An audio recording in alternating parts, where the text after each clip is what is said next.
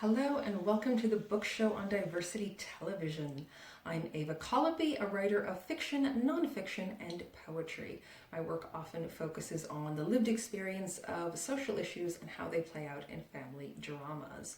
We are in Ireland, the land of literature and academic debate and all that sort of great thing.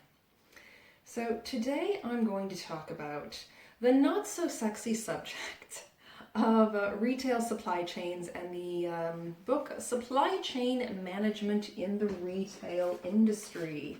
Now, I do not have my copy of it because I turned it into my alma mater, American College Dublin. But there you go, that is what it looks like. So why shall we talk about this unexciting subject and why is it so crucially important? Simple. Because many people keep saying that environmental issues are the greatest challenge of our time and the most important issue of our time. And the fact is that we cannot tackle any issue of environmentalism with any actual success in the real world unless we study supply chains and making supply chains lean. What does this mean, a lean supply chain? It means things like having a supply chain that is more direct. So if, for example, you're shipping oranges from Spain to Ireland, you try to take a direct route instead of ending up sending them to France and the UK and then to Ireland. Unless somehow you're dropping things off at the same time and that actually ends up being a better idea. It also means to try to, ship it directly. Now, it's not that big of a deal in the European Union, but if you were, say, sending beef from Brazil to Ireland, then obviously this would be a much bigger issue as far as supply chains and carbon footprints. And this is something to look out for. If a country says that it is reducing its own problem, its own homegrown problem, like it says beef production is bad for environmentalism, we're going to reduce our beef production, will they be doing that by shipping the thing in from another country, or are they actually going to reduce the problem? Because if you're shipping your beef in from Brazil, that is a bigger problem because of that supply chain. It also means to reduce packaging, or at least non-recyclable and non-biodegradable packaging of products. So a lot of things are packaged in plastic to keep the produce from spoiling. However, we can maybe reduce the plastics or look at new plastic technologies. So we don't have to necessarily be against the plastic manufacturing companies and have this sort of David Goliath struggle that a lot of nonprofit groups enjoy having as their narrative. We can have one where we try to work with the businesses and maybe get them to use these newer plastic technologies, try to develop biodegradable plastic technologies. That's another way that we can look at it.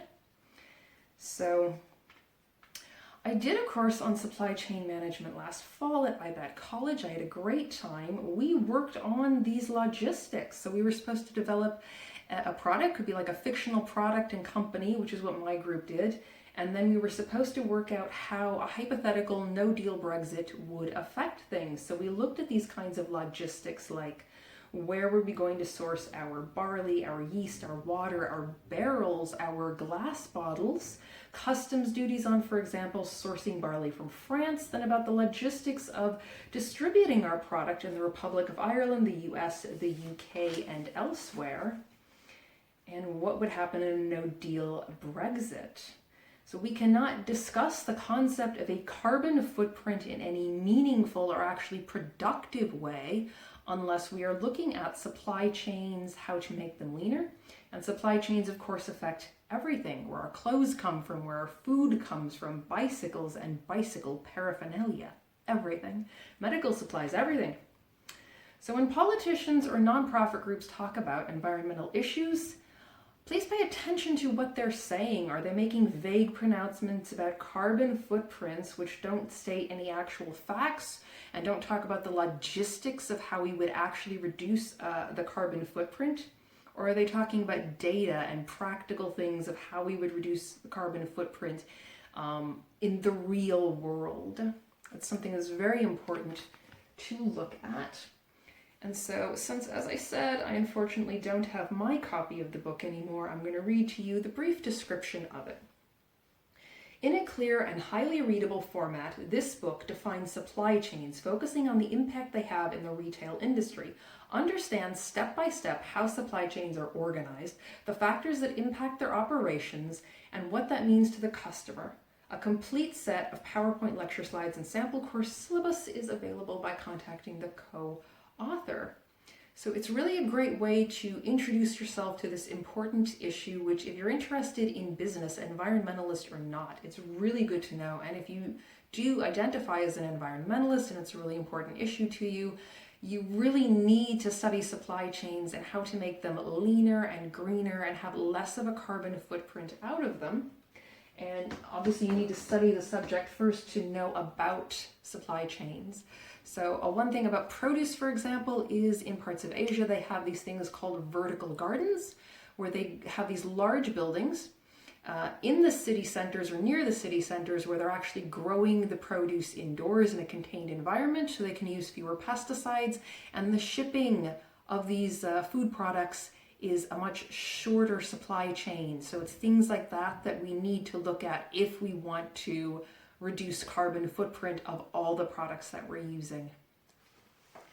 So thank you for watching the book show on Diversity Television, and I hope you'll join us again next time for more books and opinions. I'm Ava Colopy in Ireland, and to all our viewers, I hope you find what you're looking for.